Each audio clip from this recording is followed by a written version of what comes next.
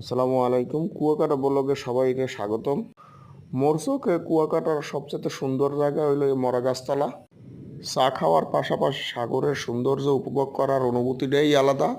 এই মরা গাছের শিকড়গুলো দেখতেও অসাধারণ লাগতেছে, খুবই ইউনিক। এখানে চাইলে দোলনায় দোলতেও পারবেন, সমস্যা নাই।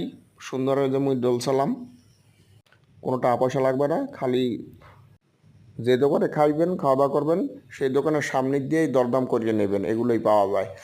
এরপরে তিন নদীর মোহনা আইবেন, এখানে ঘোড়ায় চড়তে পারবেন। তো 15 মিনিটের লইকে মোরা 100 টাকা দিছি। 100 টাকা নিলেও পয়সা উসুল।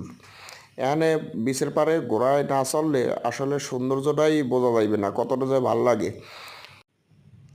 মোরও অনেকক্ষণ চড়ছালাম, অতিরিক্ত কোনো টাকা পয়সা নেয় নাই।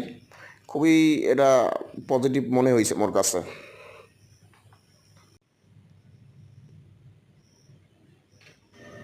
ঘোড়ার পিঠে চড় দিয়া এই ঘোড়াটার নাম হইল বীর বাহাদুর।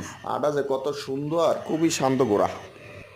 এরপর ফানুস উড়াইছি মোরা, ফানুস উড়াইয়া ওই ঘোড়ার পিঠে না ব্লগ চড়লে সমাপ্ত বুঝবেন করছি। না। কত সুন্দর ফানুসটা উড়িয়ে যাইতে আছে, মগ দুঃখ কষ্ট এরপর মোরা সন্ধ্যার দুর্দশা সময় ফানুস এই উড়াইছি, ফানুসের মধ্যে আনন্দ উড়ে লাগছে, কত যাও। সুন্দর। সবাইকে ধন্যবাদ, সবাই সাবস্ক্রাইব করিয়া মোর অনেক পাশে দূরে থাকবেন। আছে ধন্যবাদ, ফানুসটা। আসসালামু আলাইকুম।